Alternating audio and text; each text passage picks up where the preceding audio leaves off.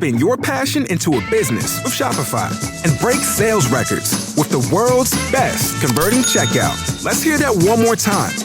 The world's best converting checkout. Shopify's legendary checkout makes it easier for customers to shop on your website, across social media, and everywhere in between. Now that's music to your ears. Any way you spin it, you can be a smash hit with Shopify. Start your $1 a month trial today at shopify.com/records. Welcome to the Attention Deficit Disorder Expert Podcast Series by Attitude Magazine. Hey everyone, good afternoon. It's Susan Kaufman. I'm here for Attitude Magazine's weekly ADHD Experts webinar series. Welcome. Our topic today is a terrific one, an important one. It's helping children improve their ability to read social cues like facial expressions, interactions, and how to help children better engage and work with others. These are such critical skills and such formidable challenges for many children with attention deficit disorder, with autism spectrum disorders, and any number of other ancillary conditions. Our speaker today is an expert in this topic, fascinating one, Anna Vagin, Ph.D., and she will be talking about how to use YouTube videos, a great resource for social learning material with your child or any child that you're working with, how to jumpstart discussions about feelings, how to encourage your child to think about their social behavior, and how to include social learning as part of your family's daily dialogue. I think this topic is going to be of great value to parents, to teachers, to therapists, or to anyone who works with children to improve their social skills. A little bit more about Anna Vagin. She has an incredible background, over 30 years experience working with parents, schools on topics related to social cognition, especially using media to support social thinking. She's a speech and language pathologist, practices in Marin County, California. And she is really working with children with diagnoses such as autism spectrum disorder, ADHD, nonverbal learning disabilities, language disorders, anxiety disorders, and twice exceptional children as well. She's a frequent speaker in the U.S. and Canada, and she's the author of UQ Feelings, Online Video Viewing for Social Learning, 2015. Let me recommend her website to you. It's www.socialtime.org, and she has many resources there, including her recommendations for YouTube videos, so do not miss checking out socialtime.org.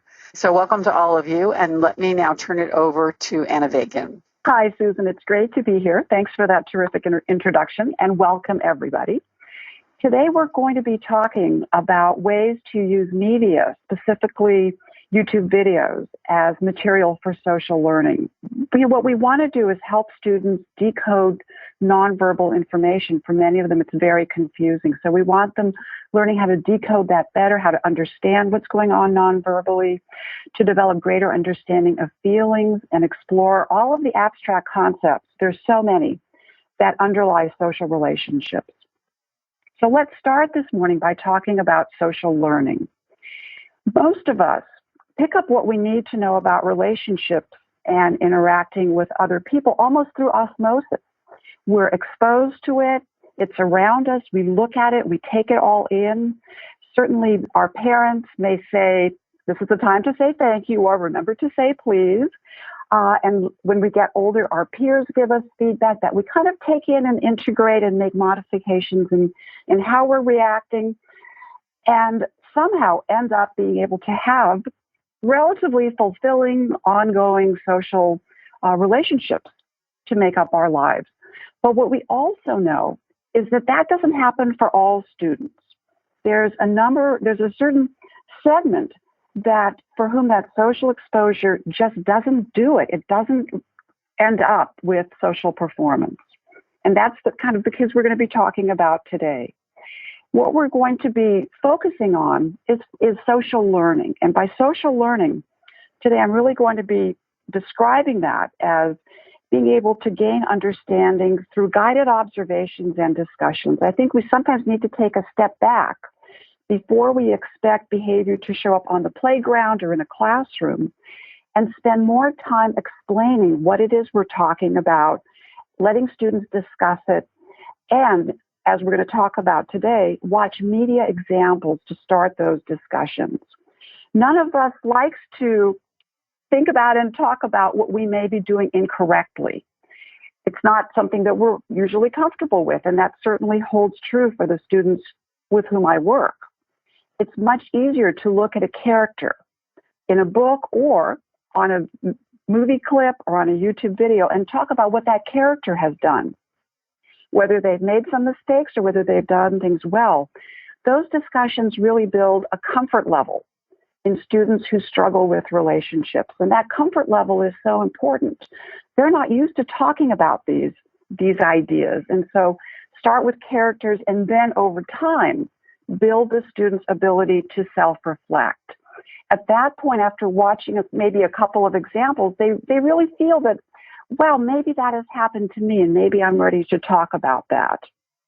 Another really important component of this social learning, of course, is practicing and reviewing and not expecting behavior to immediately show up in the real world, in classroom projects, at the dinner table, on play dates.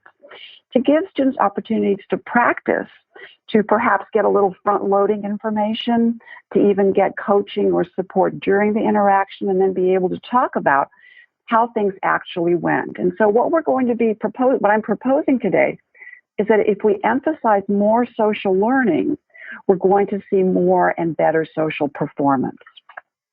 So let's move on and talk about how students with ADD or ADHD may be challenged, may be struggling with their social relationships. Certainly managing your own feelings can be very difficult, especially uncomfortable ones. And managing feelings is really at the core of regulation. We'll talk about that in a little bit, but regulation certainly is key for many students with ADD, ADHD. Students have difficulty often processing and scanning relevant social information, especially in the moving environment of real, in-the-moment social interaction. So we want to build their ability to cue into what is really important. Part of that is going to be reading the feelings and the nonverbal information that others are giving them. And that's such a crucial part to even just establishing and maintaining relationships. Another important aspect of social interaction is being flexible, and flexibility is certainly something that many students who I work with struggle with, and that's so important. Whether you're in a group project or having a conversation, being able to take perspective, understand what the other person might be thinking and feeling, and being able to change our own plan according to what's happening with the people around us. Engaging in a balanced conversation can be difficult. We don't all want to hear about video games all of the time. Sometimes we do have to talk about what the other person might be interested in. Participating in goal-directed joint activity, again, whether that is in the classroom or during PE or on a play date or when going out to dinner. Many of the students who I work with are competitive, and I often talk to students about the continuum of being competitive, because competition does have a role in helping us persevere and be successful, but certainly being at the end of the high end of the competitive continuum cannot be good, because then we get that kind of laser focus on this is what I want to win, and I'm going to win no matter what. And so again, watching some media that shows that happening or not happening, and talking to students about kind of the whole concept of competition, I think, is very important and helpful. Of course, staying focused, a major issue for many students with ADD or ADHD, and also persevering. And that persevering, the sticking with it, the being able to feel that you are a competent person, building that resilience is also something we really want to support students in improving and in gaining. So why YouTube? Today I'm here talking about YouTube. And a question certainly in your mind might be, well, there's a lot of junk on YouTube. Why would we want to go to YouTube? And I think there's three particular reasons I found it to be so magnificent. And the first reason is that it's engaging material. A lot of the particularly middle school students I work with, maybe they've had a lot of therapy, they've had a lot of attention drawn to their social behavior, and a lot of it may be getting a little stale for them. But YouTube is, kind of sexy, it's new, it's engaging, and with the right choice, it really can be a material that brings even middle school students into being more engaged and interactive in therapy, and even talking about feelings. And we'll look in a little bit at some examples of even middle school boys being able to talk about feelings. And, that can be hard to generate. But again, with a well-chosen YouTube video, it really can be of benefit. YouTube also, videos move. And in that way, it's more like real life than static pictures. Historically, a lot of intervention has been based in worksheets and pictures. And so I think adding in that component of movement is really important to help students practice processing moving social information, keeping up with movement as it happens, being able to switch between two different participants in a conversation or in an interaction can be challenging. And so using a YouTube video has that movement and allows students to have that practice. One of the last reasons that I find YouTube so helpful in my work is that you can pause and rewind. And if you think back, if you were around back when VHS was the way we watched movies, if you paused that, you would get kind of a distorted, not very useful freeze frame. But with the advent of DVD and now computers where we have good pause buttons, we can really freeze the interaction. So students can really take an opportunity to really look at how the face has changed, identify the facial expression. When you're using a screen, you can take sticky notes and write thoughts and feelings of characters. Just stick them on your screen and have that visual support available to students so that they can take more time, because time is often what they will need to really break down and get that deep, deep understanding of a particular interaction. Let's talk for a minute about what we're going to be doing this morning. Actually, I guess this afternoon for some of you, maybe this morning for others. We're going to be talking about using YouTube specifically to look at 4 different areas. We're going to start by talking about feelings. We're going to spend a little bit of time talking about inner voice. That voice inside our heads, I think, is very important. I'm very curious about what that voice says in the heads of many students. And we're going to look at a way to kind of, put our toe in the water with some discussions about that. Then we're going to come around to cooperation, which is a really big, important component of successful social interaction. And then we're going to finish up by talking about conflict and how we can work on conflict and breaking down, dealing with that. So we're going to dive in and start with feelings. And, the book that I have out that is using YouTube is called UQ Feelings, because I really think feelings are where it starts, that feelings are really integral and at the core of relationships and interaction.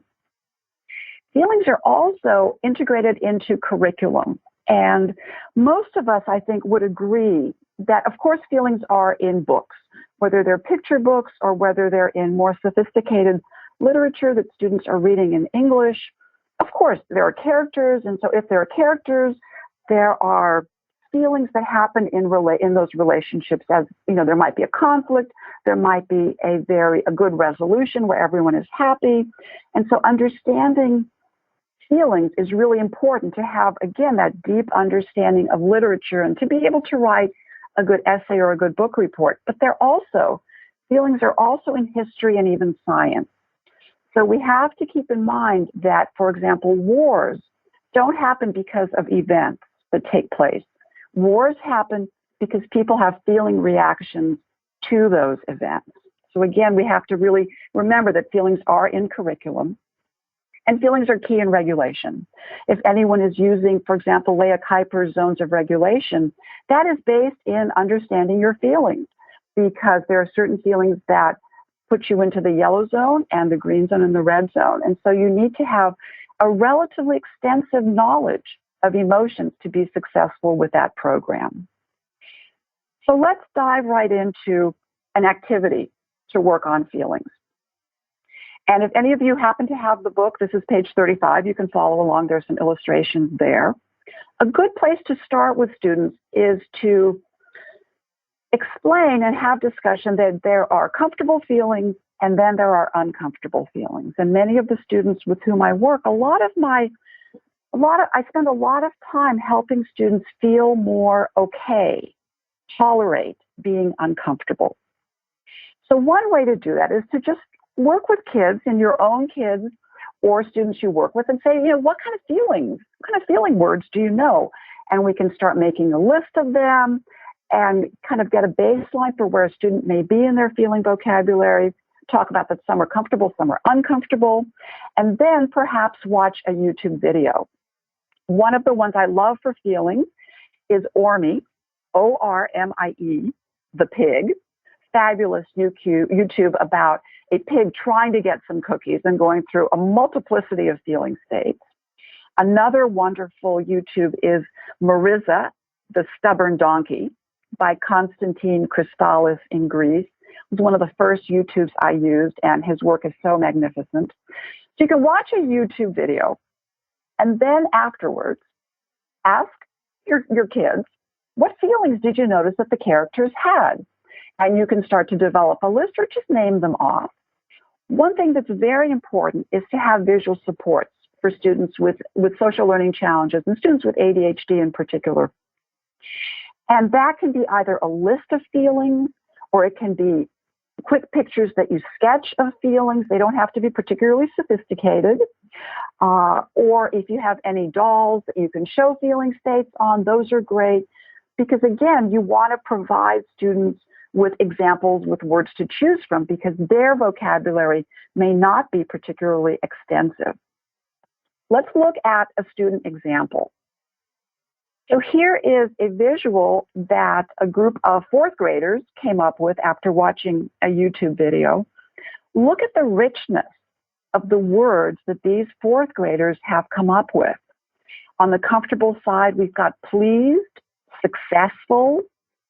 And on the uncomfortable side, we've got some wonderful words: furious, grouchy, explosive, frustrated. These are all really important, diversified words for feelings. And again, mad doesn't do it. You have to have more words for the feeling state mad that describes the intensity of the emotion. So you can go from annoyed, which is just a little bit mad, to explosive, which is really super duper mad. One of the reasons that these students were able to come up with this list is, again, they had those really important visual supports. They had words to choose from. So they can, when you give students a list of words, and there's one listed in the back of the book, if I can certainly, if you email me, I can help you find these lists. What I see with older students is their curiosity. What's the difference between grouchy and furious? They want to understand what's the difference between furious and explosive. These can be very fine differences, or they can actually just be synonyms, but students are really interested in having these discussions. Now, initially, I thought, I'm sure many of you know kids who love Minecraft. And at first I thought, well, Minecraft, oh my gosh, there can't be feelings in Minecraft. And I was really just so happily impressed that actually there were feelings in Minecraft. And so here is an example. This is a great example by a sixth grade boy. And again, sixth grade boys not always wanting to talk about feelings too much. He's made this, so we had watched a YouTube, I believe it was the game of Spleef by Slam a Cow. And there are lots and lots of YouTube videos. And we had watched it, and then he had been asked to make an illustration of one comfortable feeling and one uncomfortable feeling. When we look at these two sketches, first of all, we see that this student is a wonderful draftsman. He's very gifted artistically. But if you look at the sketch on the left, he has so encapsulated the feeling state of scared.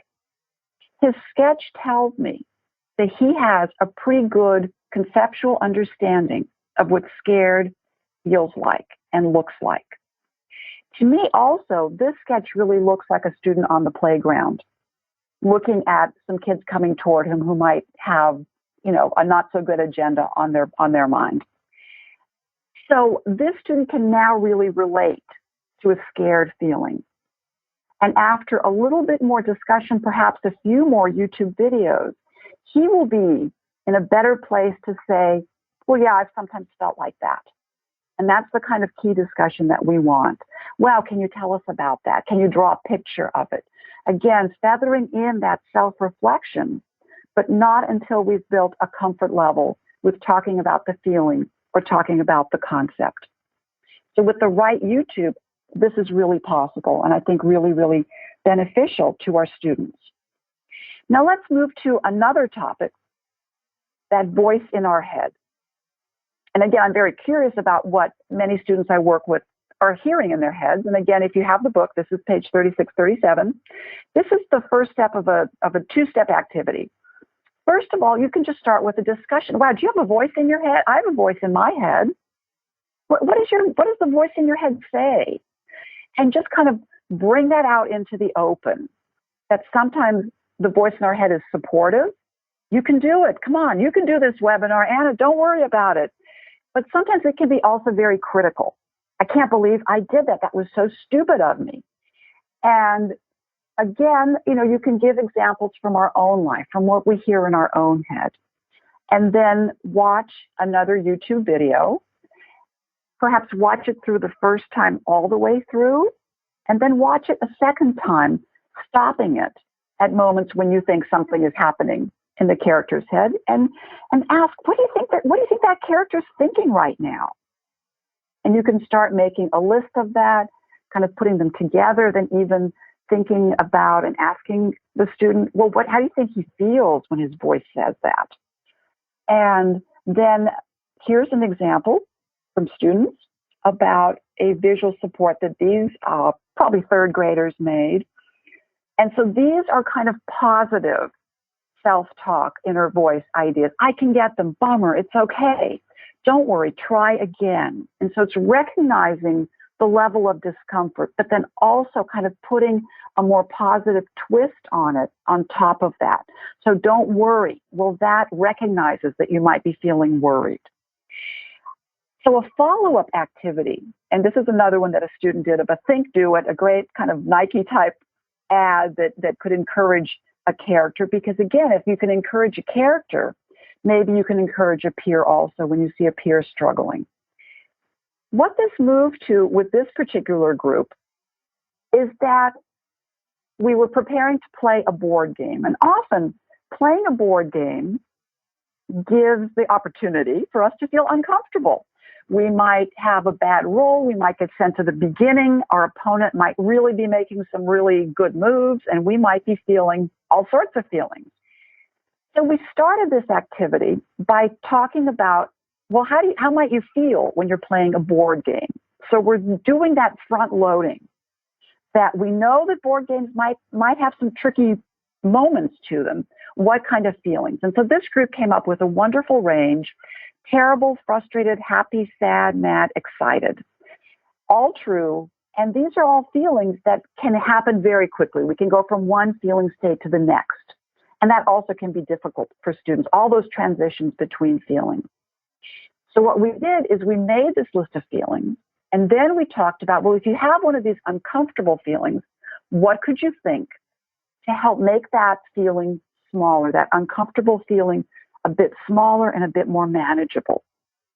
And these students came up with these 3 thought bubbles. It's okay, next time I can try again. Bummer, maybe next time I'll get more than one. And it's okay, it's just a game. So we kind of did that front loading, and we started to play the game. And whenever one of the students would get that bad roll or have to go back to the beginning, I might cue them, do you need to think a thought bubble? And the visual was right there for them. Again, the importance of having that visual right in front of them, easy to refer to, because many of these students have not yet internalized those positive thought bubbles to help them manage uncomfortable feelings. And so what I noticed during this game with this particular group, first of all, was that they were really using the thought bubbles. And second of all, they were much more able to manage their uncomfortable feelings. And that's, again, so very important for students who often have many uncomfortable feelings. So let's move on to yet another very abstract concept that many students who I see struggle with, and that I think many of us struggle with in general, which is cooperation. And cooperation is incredibly complicated. And often when I present to a live audience who I am sitting with, I ask them, what does cooperation mean? And even now you can think in your head, well, what does cooperation mean? And it's one of the more complicated concepts that I find myself having to work on, but it's also one that is often assumed by teachers and assumed as not being that hard. But cooperation, as you see on this slide, it's not just working together. It's not just sharing. It's not just listening. It's not just doing your share. It's not, and you can put whatever you want there because, again, it's so complicated. So what I've done in all of my, I've spent quite a few years thinking about cooperation, is I've developed what I see as a web of cooperation. And so we're going to start at 12 o'clock and go around. These are all components of cooperation, but this is not the finite list. This web could be much more complicated. But let's look at some of the aspects of cooperation. So we have being patient and trusting others. And again, all of these different features of cooperation are ones that students who I was working with developed by watching YouTube videos. It's not just sticking with it and not giving up. It's not just listening and going with the group idea. It's not just clarifying our ideas when others don't understand them. But again, that's an important component. It isn't just taking a breath and going along with the ideas that other people have. It's not just managing our strong feelings, because we may be having strong feelings when we're trying to cooperate. It isn't just understanding other people's ideas and feelings. It's not just being flexible. And it's not just sharing the job. It's all of these things. It can be an emphasis on one particular aspect of this, but it also may be other features of cooperation as well. And so again, we can watch an assortment of YouTube videos to give students, well, this video example will show this, and this one shows this. And again, build that web of what it means to cooperate. And so all of the YouTube videos around this web give an example of that. So Monkey Cooperation and Sharing, which is a great YouTube video. It's actually kind of a documentary on an experiment that looks like took place in the 70s, but is still relevant. It's a great example of being patient and trusting others. Octopotty, listed at about 1 o'clock on this web, is a great example of sticking with it and not giving up. And so this slide corresponds with the previous slide, that each of those points in the web of an aspect of cooperation can be supported by watching one of these YouTube videos. Now, the YouTube titles here, I should say something. Often if you call up like pigeons, which is at about 7 o'clock here, you'll find a lot of different pigeon YouTube videos, and I didn't have room to put the exact title. But again, I'm going to post on my website probably my 10 top YouTube videos, although it's going to be hard to pick just 10. And we'll talk at the end about things to keep in mind if you're looking for YouTube videos. My UQ Feelings book has 25 of my top picks with all of the links to those. And so I'm happy to interact with all of you through email if you want more information. I'm very happy to do that. So this is that web of cooperation. Let's look at how we can support some self-reflection about that. And so this is a UQ level 2 activity. So level 2 activities are looking at that self-reflection in the book. And this is one kind of about being stuck. And this is an activity that I personally would do after working on cooperation a while, because you can work on cooperation and then you can work on the flip side of cooperation, which is getting stuck and not wanting to cooperate. And so what I would do would be to ask children, and again, we've done a lot of that initial work in making them comfortable talking about these concepts with other characters, with watching characters. to say, wow, do you ever get stuck on an idea? Can you come up with an example of when you might have gotten stuck, and ask them to sketch it? And what I really find is that even students with a lot of fine motor difficulties can really sketch out ideas in a way that really lets you know what they're thinking inside and what their understanding of the social situation might have been. So asking for that detail, asking them to include thought bubbles, asking them to label how they might have been feeling. Again, that picture is going to provide you with the visual support that then you can use for your discussions. A lot of these situations we try to talk about with students about what might have happened on the playground or on a play date, there's so much social information to keep track of.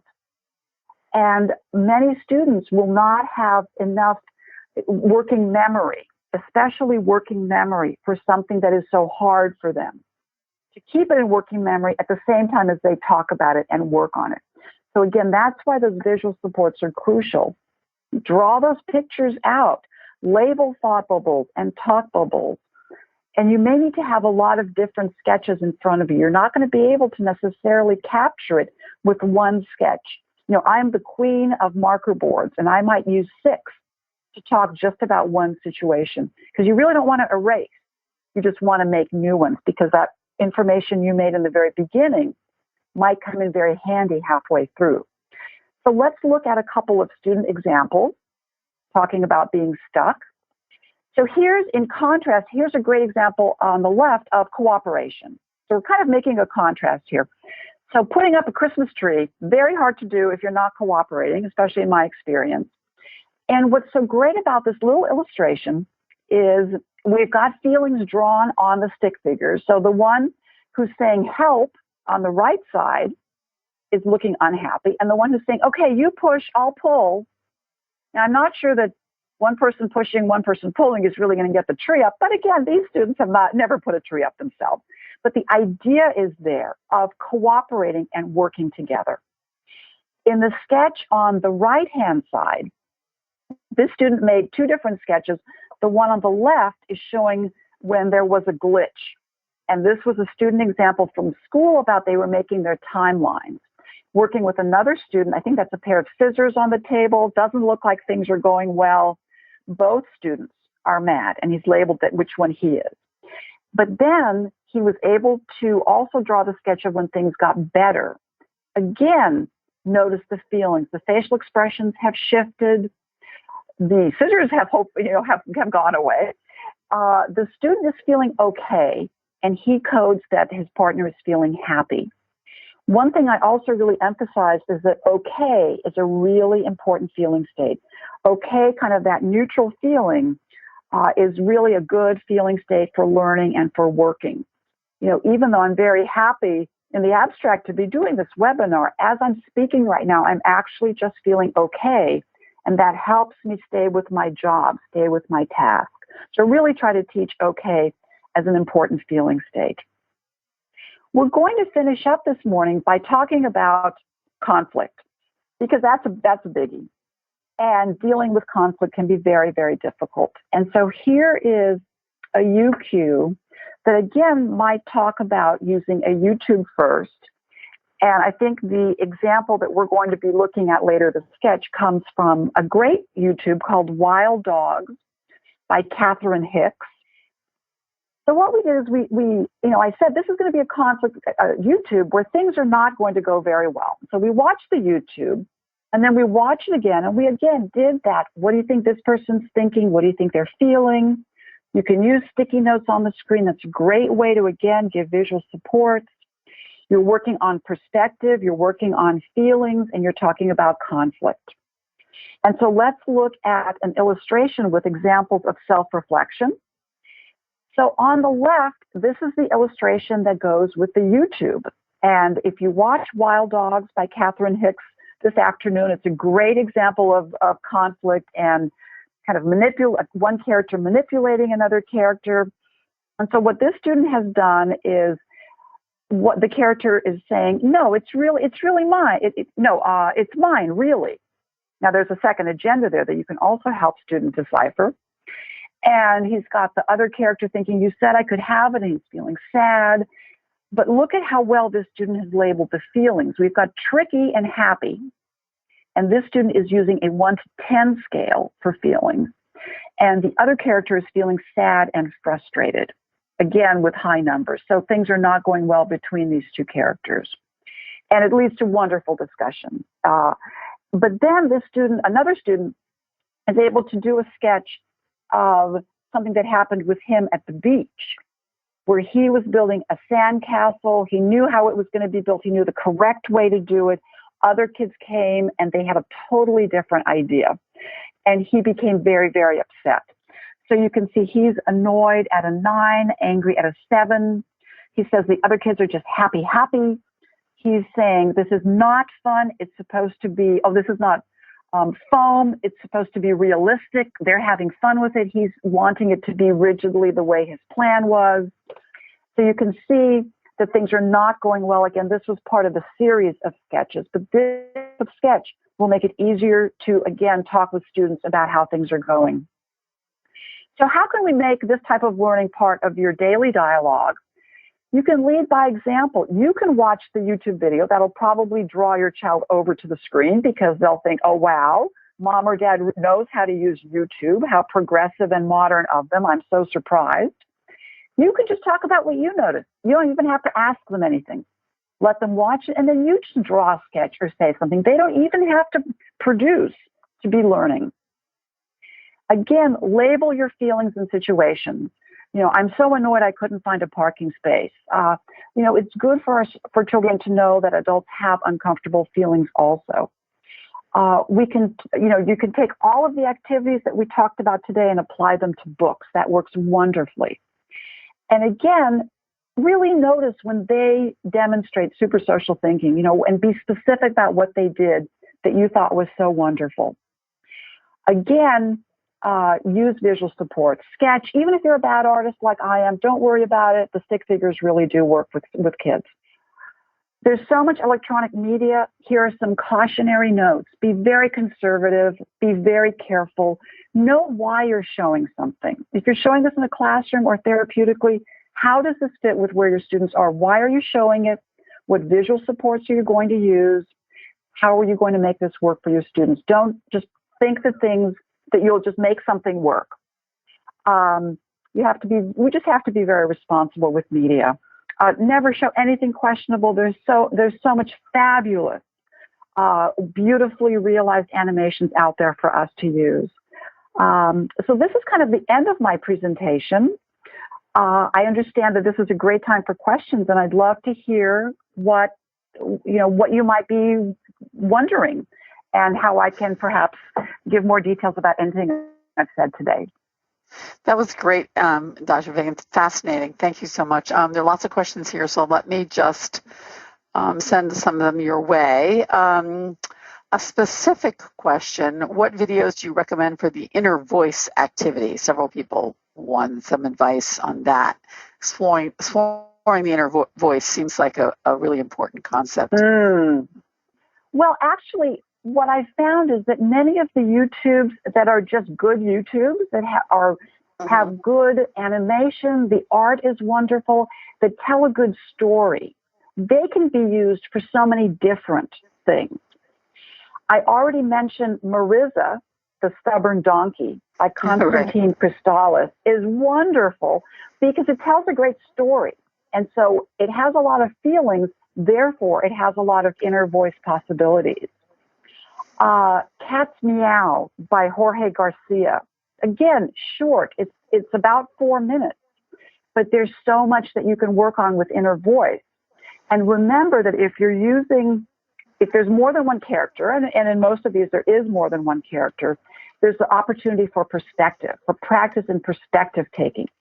So if one character might be thinking, oh, wow, I'm going to get that, the other character might be thinking, no, I want to keep it. And so you've got that ability to contrast perspective. Egg Hunt by Paul Yan is another wonderful one because there's some conflict between the characters and there's some uncomfortable feelings. And a lot of that more critical inner voice comes with those uncomfortable feelings of, I can't believe you did that. Oh no, he's going to take it away. I have to defend my turf or something like that.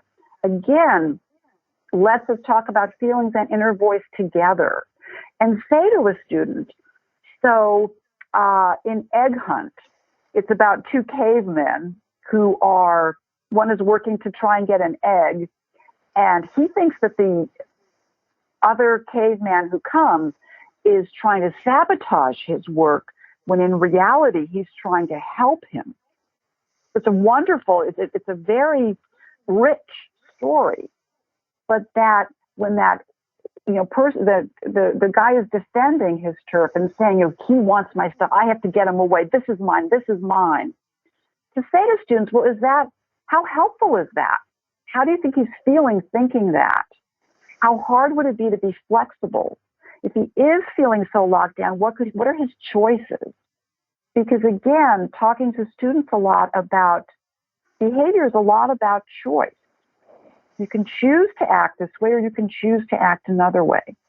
Now, certainly impulsivity enters into that, but also recognizing, especially with older students, high school students and young adults, that it is about choice. You can choose to throw rocks at a car, or you can choose to stop and think about it. Okay, that's great. There is a couple of people have asked whether you have some specific recommendations for older children. You just mentioned some thoughts. Many of the YouTube and the general discussion here is for middle school kids. Do you have any suggestions for high schoolers in this brief time? I do. It's interesting because a lot of the YouTubes that work well for middle schoolers or younger kids actually can really work well for older students. Interesting. It's very funny. I have a younger high school group, and one time I intentionally left a Sesame Street YouTube on the screen, and it was Ernie Counts Fruit. And the students come in and they see this on the screen. So first of all, they're drawn to it because it's on a screen, and they're like, "Oh wow, Ernie and Bert," because they all remember Ernie and Bert. And I say, "Oh yeah, that was for the group that just left. You guys don't want to watch it, do you?" And invariably they say, "Yeah, we do." Okay. In part, they think they're stalling on working, but they watch it, and then I can get in 45 seconds worth of discussion to get that in there. But there's also great YouTubes for older kids, and so one, for example, I think Pixar Lifted is great. It's very, very funny. And it's a good example. It's by Pixar. It's called Lifted. It's a great example of great example of the kind of a teacher-student relationship. Another wonderful one is by CGI animation called Space Invader for kids who like more battle-y like. I think a lot of the Minecraft ones can be good if students in high school are still into that. There's some Creo Egg Hunt, I think high school students really like. We already talked about that one. Wild Dogs, again by Catherine Hicks, is very sophisticated. You can do very basic work with it with third or fourth graders, or you can do very sophisticated kind of how is this person trying to manipulate the other character. You can go to a much deeper level on something like that. There's one, Legacy. Again, it's for older students. It's out of the Savannah College of Art and Design, called Legacy. And it's kind of a coming of age story. So it is for older students about family expectations and responsibility. It's a little bit sad because it also deals with death, which again will bring up interesting discussions. And so there's a lot of videos that work for older students. It's a silly one, but it still really works, called Michael Rudder on the Level, which is about a gentleman who has to have the picture on his wall perfectly level, which, as anybody knows who's hung a picture, you really can't do. And so he does all these crazy things. And it's short and it's funny, but it does say, Do you ever try so hard that you're just stuck on it? You just can't get away from that. About getting stuck, right? Exactly. And so a lot of these, really go into this. You can kind of take a very lighthearted look at them, but then you can also really start to push it. I think, we'll pull together a list of the ones you've recommended. I think these are just priceless recommendations for the people who are on the webinar. So as I know, everyone's wanting to take these notes down. These are great suggestions. And I think one of the key questions that you've answered is it doesn't necessarily have to be a live action video to have it work for older children. You're saying that, yes, that anything that you can work with to address the issues at hand can work with older kids as well. So fascinating.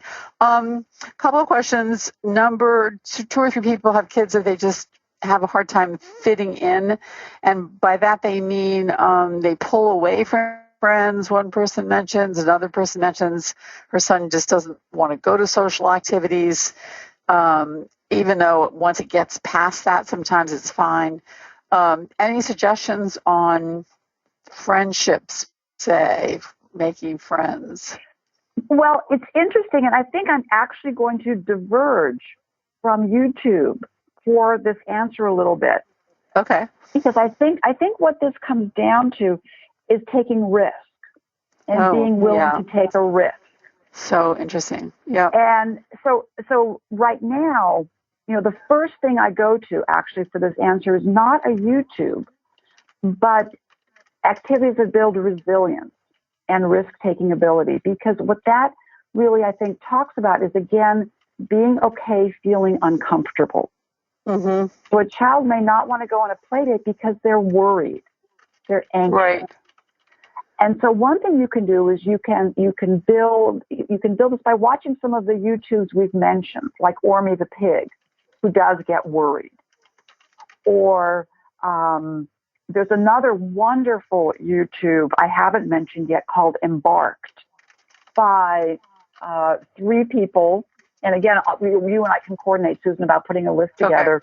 Okay. It's about a tree house and a boy. The boy moves away, and the boy is very sad, and the tree house is very sad, and the tree uproots itself to go and find the boy. And there's a reunion scene at the end. And again, that's about sadness. Embarked. So it's kind of an entendre because the tree embarks on a trip. Right. And so it's about dealing with sadness and so we want students to be able to start talking about, wow, the tree was sad. The boy was sad because they were separated. Again, sometimes students don't want to go on a play date because they're sad leaving. They're sad leaving their mom or dad. They feel much better. So perhaps going through a video like that and just saying, wow, sometimes we feel sad. Sometimes that sadness lasts for a little bit. And then sometimes the sadness goes away. Often the sadness goes away. But to build risk, I often, I'm actually, I'm really interested in this work with media. And so I've been working a lot with video gaming and how video games can allow students to practice taking risk. And so there's a Wii game called Playground that works on the Wii. And it has very simple games that I can have 5-year-olds playing. There's one, for example, where you fly a paper airplane. And students always want to play a video game. And so we talk about, but learning can be tricky. You might make some mistakes, and getting used to it so that their desire to play outweighs their fear of failure. Right. And often with these video games, things happen quickly, and there's so much fun that they can tolerate tiny mistakes. And so I had a group of 5-year-olds doing this paper airplane video game, and they were saying, tiny mistake, tiny mistake, tiny mistake, as they played it. And they were okay with it. And then the kids who weren't playing kind of had this chorus of tiny mistake, tiny mistake. They're watching others make mistakes, and they're making mistakes themselves, recognizing that we all make mistakes.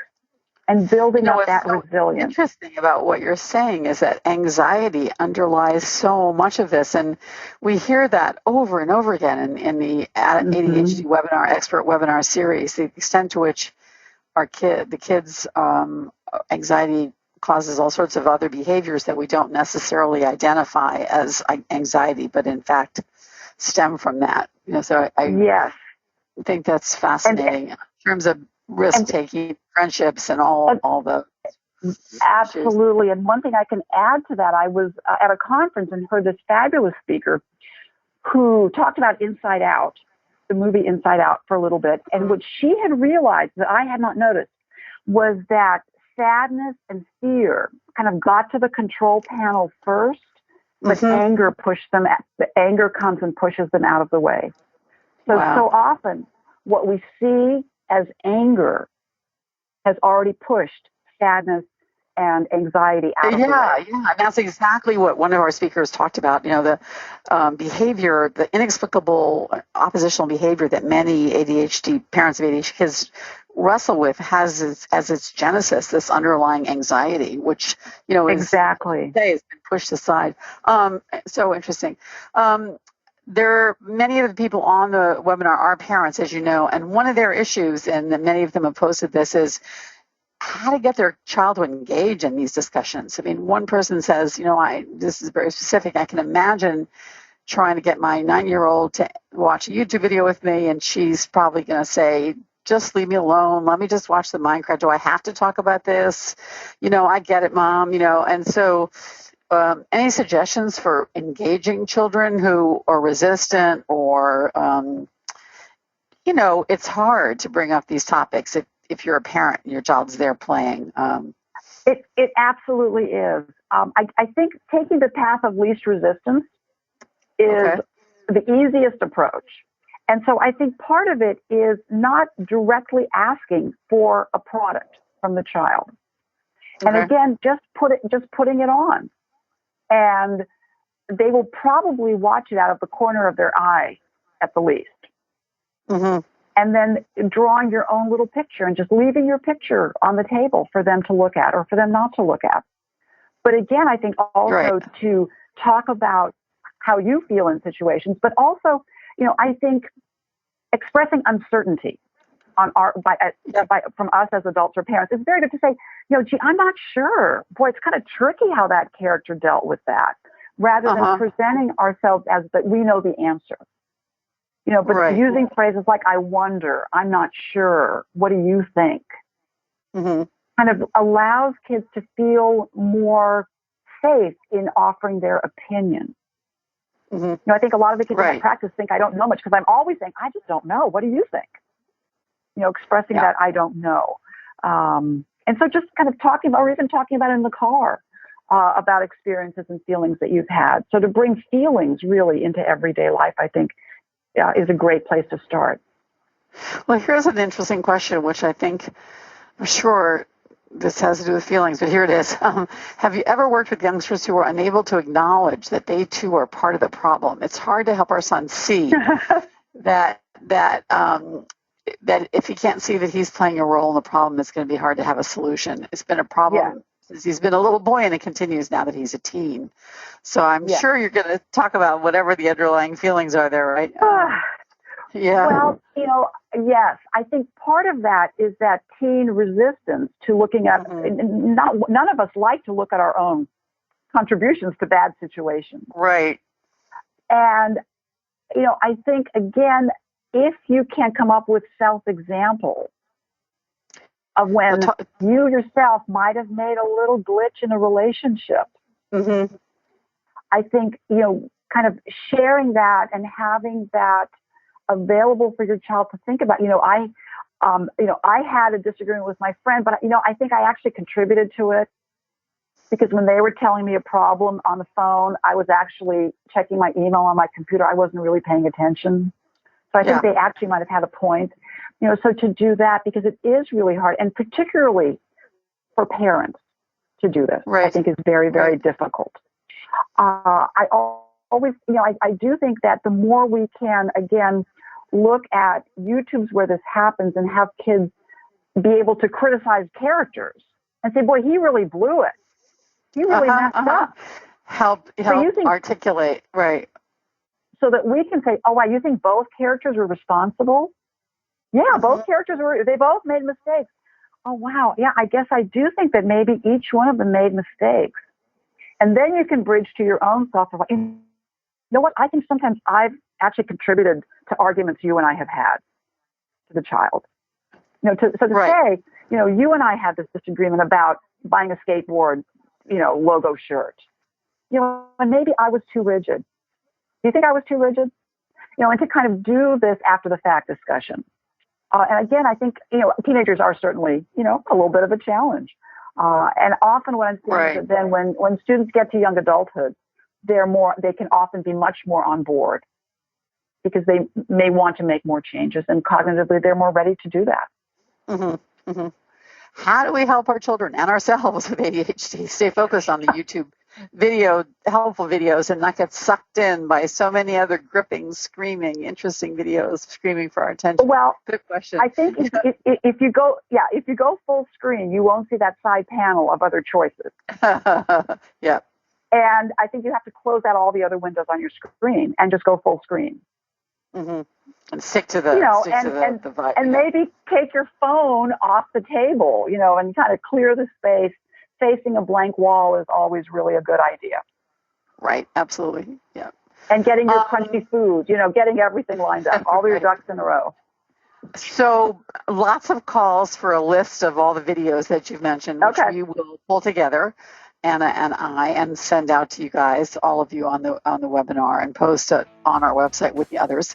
Yeah, this has just been fascinating. I think everyone here wishes they could have their child have a few hours with you. It's really interesting and extremely valuable. And I thank you so much for your time and for all the work that you do. We hope you'll come back for another webinar one of these days. I would love to, and the questions have been just great. Thank you so much. Okay. Thanks, everybody. Bye. For more Attitude podcasts and information on living well with attention deficit, visit attitudemag.com. That's ADDITUDEMAG.com.